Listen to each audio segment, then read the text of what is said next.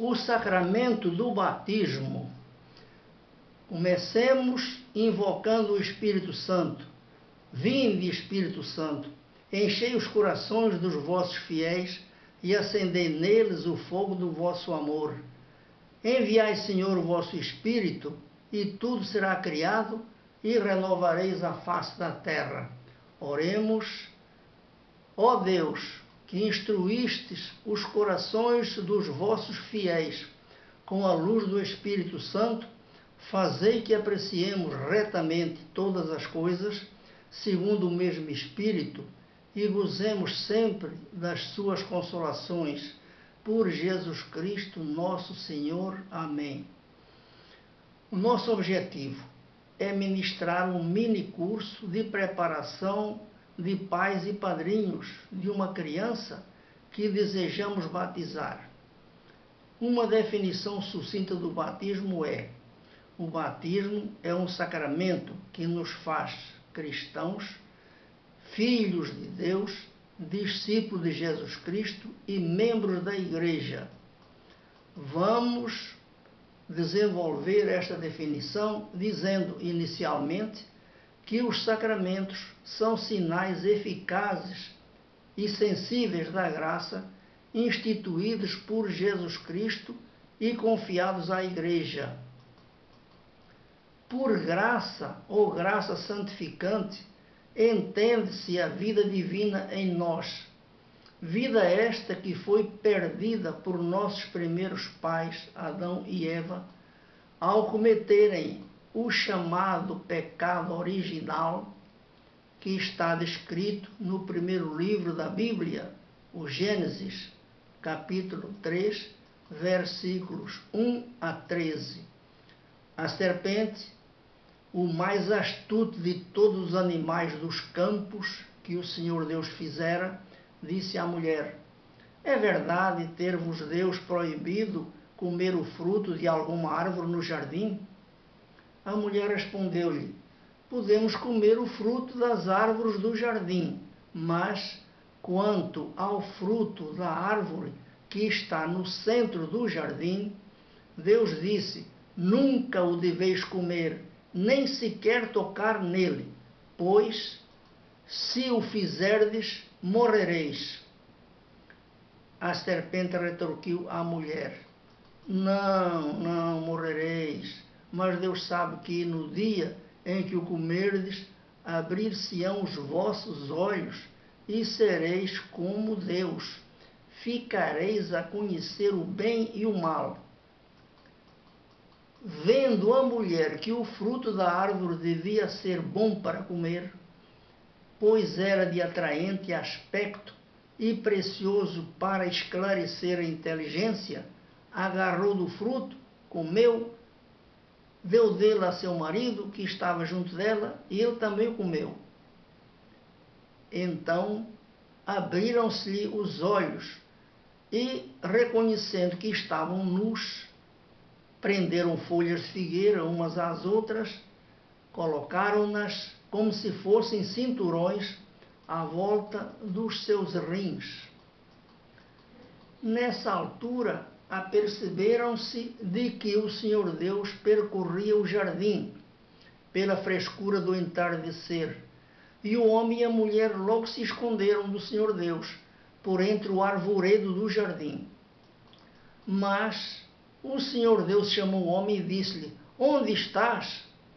Ele respondeu: ouvi o ruído dos teus passos no jardim e, cheio de medo, porque estou nu, escondi-me. O Senhor Deus perguntou: quem te disse que estás nu? Comeste porventura algum dos frutos da árvore da qual te proibi comer? O homem respondeu: a mulher que trouxeste para junto de mim ofereceu-me o fruto e eu comi-o. O Senhor Deus perguntou à mulher: por que fizeste isso? A mulher respondeu: a serpente enganou-me e eu comi. As consequências do pecado original.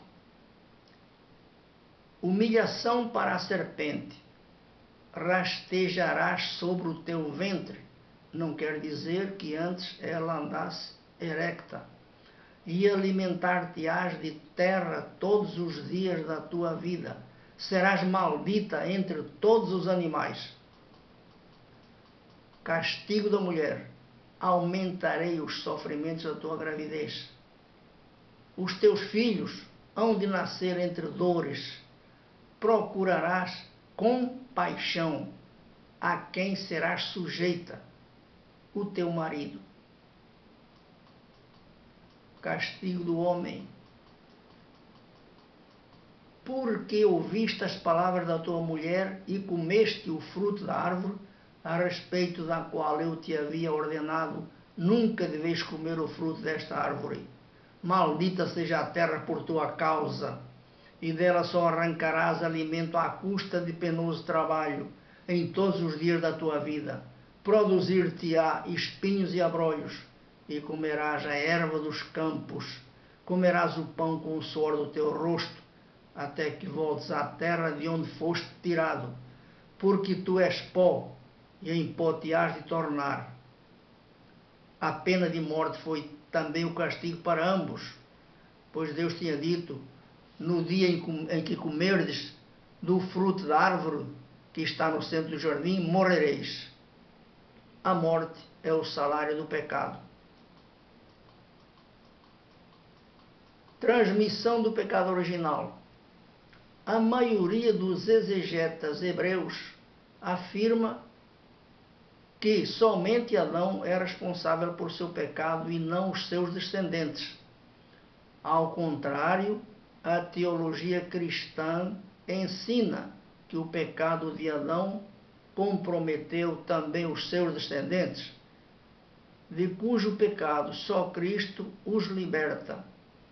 A forma mais comum para aqueles a quem chegou a mensagem de Jesus Cristo, através dos escritos do Novo Testamento e do ensino e da tradição da sua igreja, a forma de libertar-se do pecado original é o batismo, instituído por Jesus Cristo, que disse: Ide por todo o mundo, anunciai a boa nova a toda a criatura.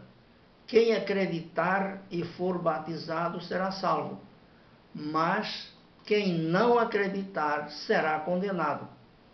Mateus capítulo 28, versículo 19. Lucas capítulo 24, versículo 47. A administração do batismo. Nos primeiros tempos da igreja, os adultos que se preparavam para serem batizados eram chamados de catecúmenos. Eles deviam fazer um curso de preparação que durava um ano inteiro.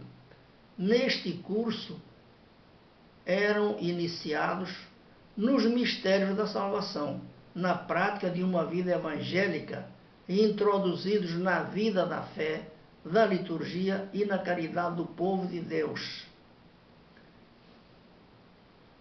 Batismo de crianças. Desde os tempos mais antigos, o batismo é administrado também às crianças, por ser ele uma graça e um dom gratuito de Deus, que não supõe méritos humanos. As crianças são batizadas na fé da igreja.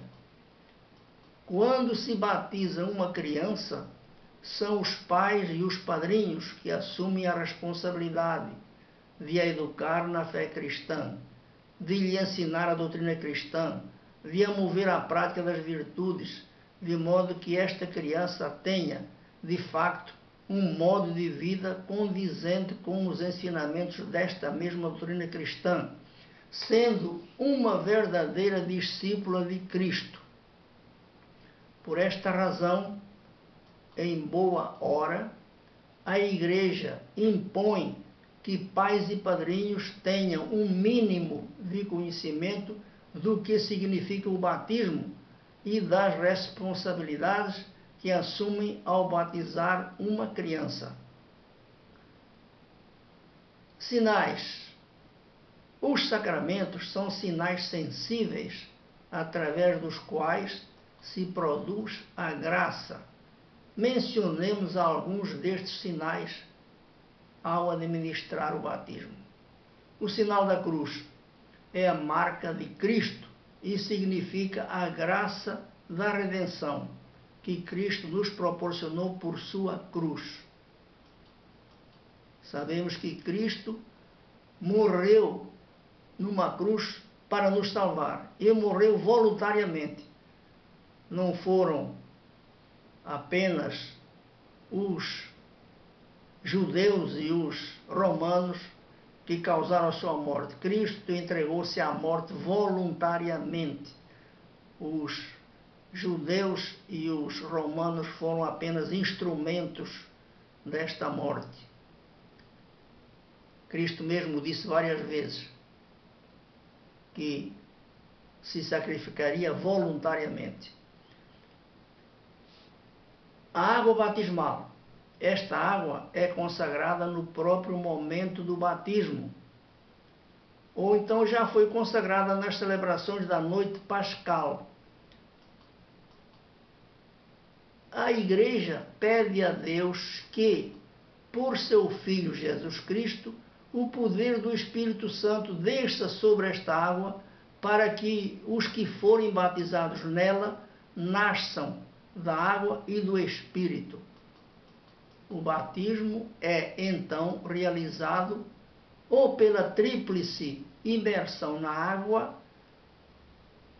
como é praticado na Igreja Oriental, ou então, como é praticado na nossa Igreja Ocidental, derramando-se por 3 vezes a água sobre a cabeça do batizando, proferindo-se as palavras da forma: fulano ou fulana, eu te batizo, em nome do Pai, do Filho e do Espírito Santo.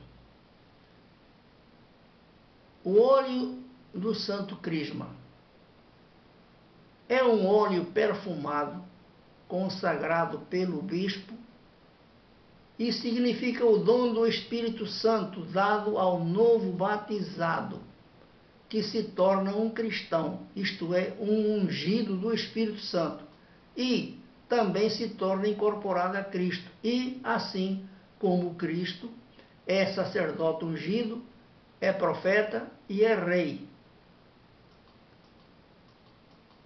A veste branca significa que o batizado vestiu-se de Cristo e ressuscitou com Cristo. A vela acesa no círio pascal significa que Cristo iluminou o neófito. Em Cristo, os batizados são a luz do mundo. Cristo disse durante a sua vida aqui na terra: eu sou a luz do mundo. Quem me segue não anda nas trevas. O novo batizado é agora filho de Deus no Filho único. Pode rezar, portanto, a oração dos filhos de Deus, o Pai Nosso. Vou tecer mais alguns comentários sobre os sinais do batismo. A água é, ao mesmo tempo, símbolo de vida e de morte.